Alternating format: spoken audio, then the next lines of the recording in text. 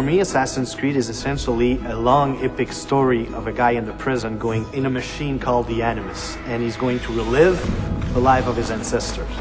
In Assassin's Creed 2, we follow Desmond, who's going to live the life of Ezio Auditore da Firenze.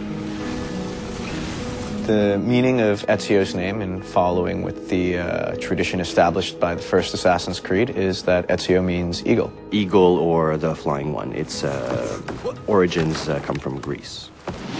He's a young noble from Florence at the beginning of the game. He's studying to follow in his father's footsteps. His father, as far as we know, is a banker. As a rich boy in Florence, he doesn't really see the hardships of the peasants and other poor people.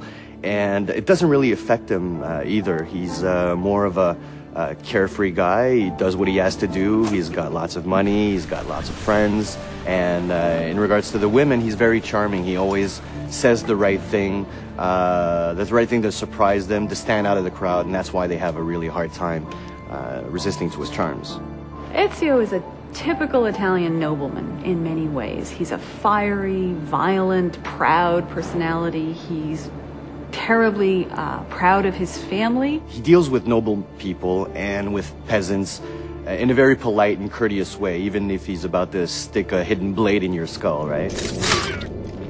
He has a very strange talent that his father is aware of, which is the eagle vision from the first game. Nobody really knows how come he has that, but we sort of find out in the game.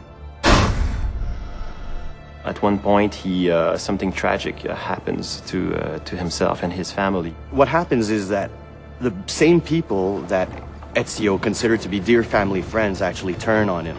People that are very close to him are taken from him, and becoming an assassin and acquiring the skills will give him the abilities necessary to exact revenge. When you're used to just living free and living without a worry in the world, and all of a sudden the entire Florentine army is looking for you, and you have to protect your mother, you have to protect your sister, and you have to defend yourself, changes everything in his life. So going from this life of la dolce vita, in Italy, it will have to become this guy who needs to kill in order to survive. We see Ezio progressing very much so throughout the game, physically as well as emotionally and in his personality.